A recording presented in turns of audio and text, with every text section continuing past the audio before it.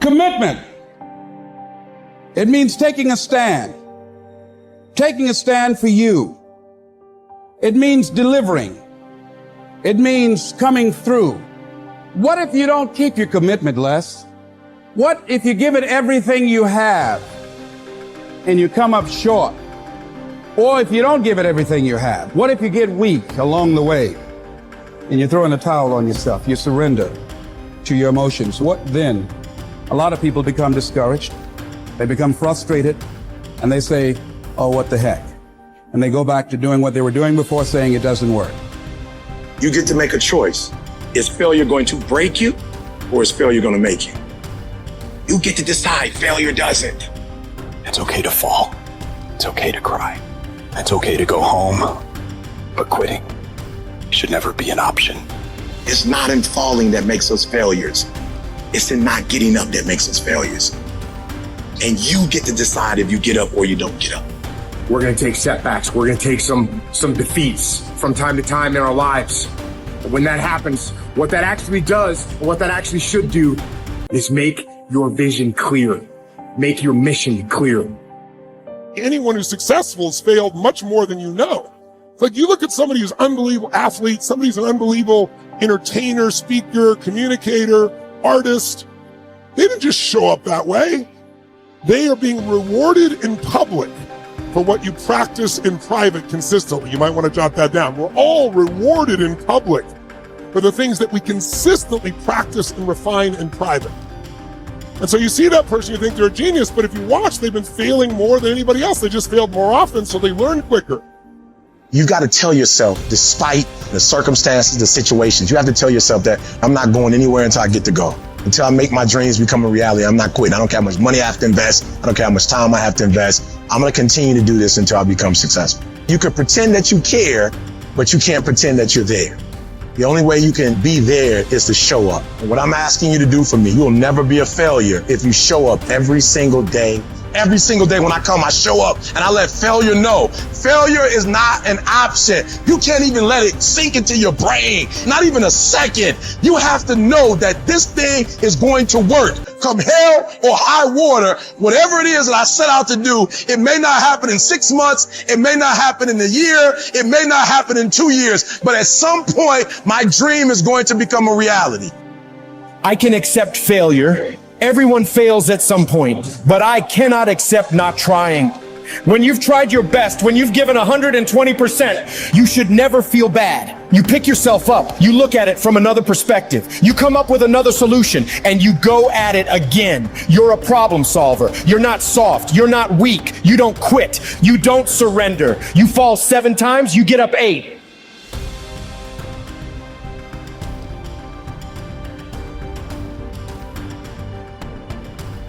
There is a cycle of history that is plain as day. Good times create weak people. Weak people create bad times. Bad times create strong people. Strong people create great times.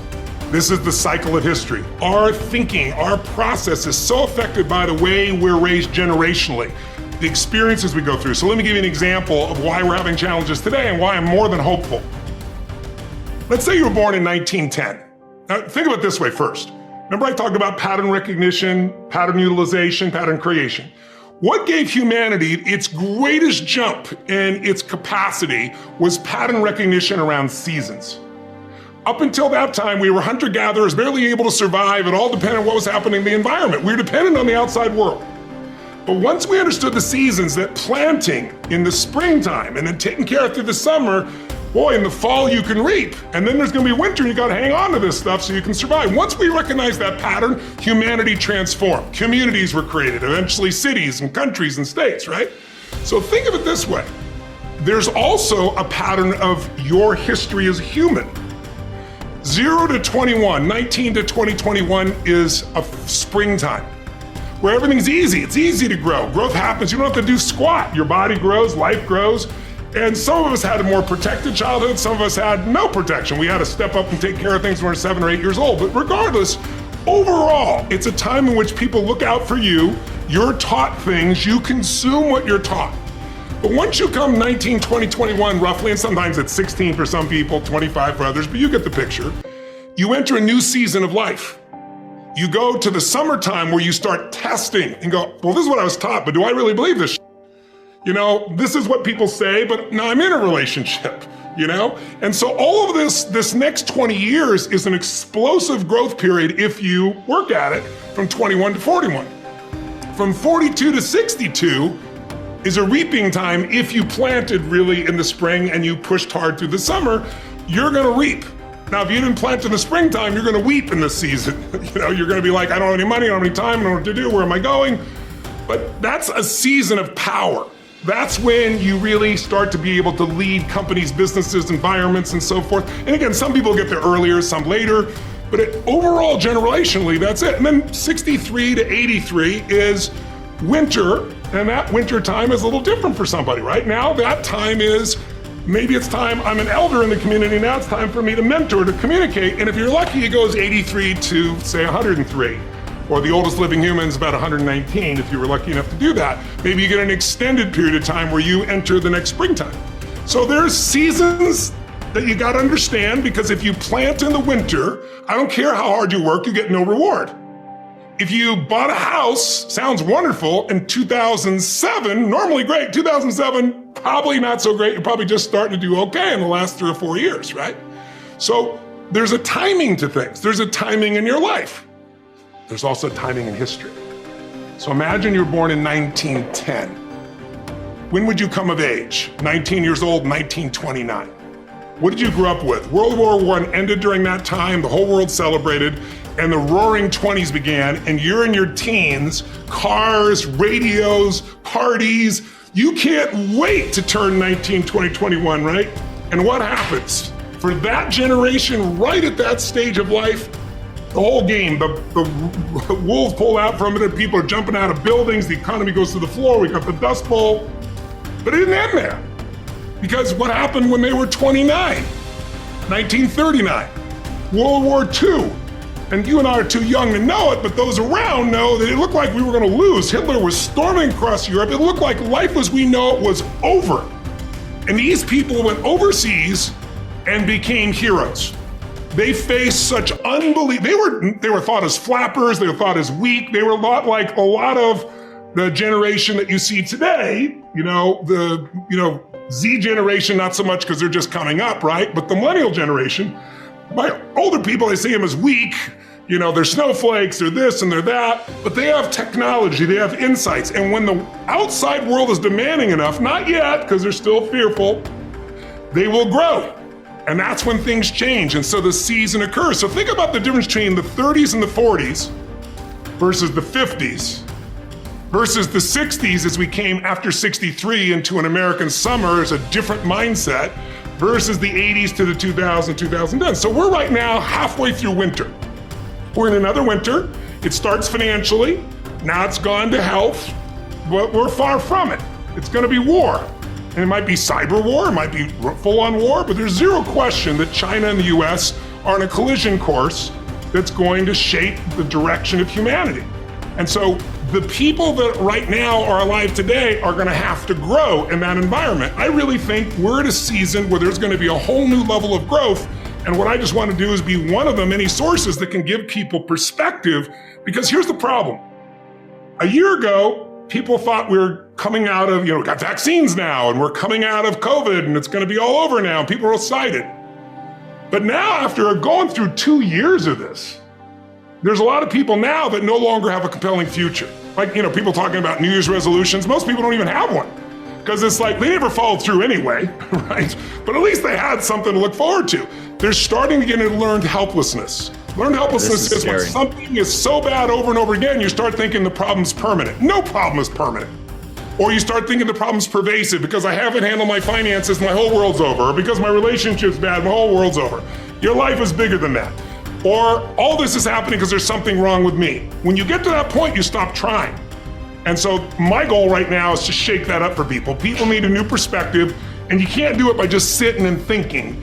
You gotta move your body, you gotta change your energy and your focus, because low level of energy, I don't damn how smart you are, you're not gonna use all your ability. But if I get you into a higher state of being, mentally, emotionally, physically, then all of a sudden you start remembering who you are and you start coming up with answers that you never even thought were possible before.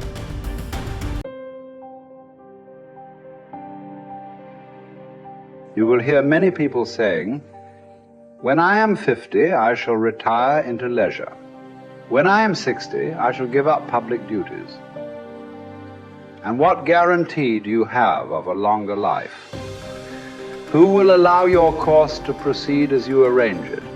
Aren't you ashamed to keep for yourself just the remnants of your life and to devote to wisdom only that time which cannot be spent on any business? How late it is to begin really to live, just when life must end. Stop letting yourself be distracted. That is not allowed. Instead, as if you were dying right now. Stop allowing your mind to be a slave, to be jerked about by selfish impulses, to kick against fate and the present, and to mistrust the future. In your actions, don't procrastinate. In your conversations, don't confuse. In your thoughts, don't wander. In your soul, don't be passive or aggressive. In your life, don't be all about business.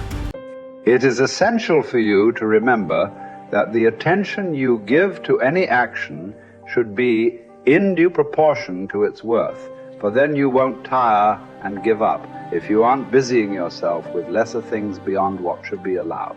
Putting things off is the biggest waste of life. It snatches away each day as it comes and denies us the present by promising the future. The greatest obstacle to living is expectancy, which hangs upon tomorrow and loses today. You are arranging what lies in fortune's control and abandoning what lies in yours. What are you looking at? To what goal are you straining? The whole future lies in uncertainty. Live immediately. The best livelihood, particularly for the strong, is earning a living from the soil, whether you own your land or not. Many can support their families by farming land owned by the state or private landowners. Some even get rich through hard work with their own hands.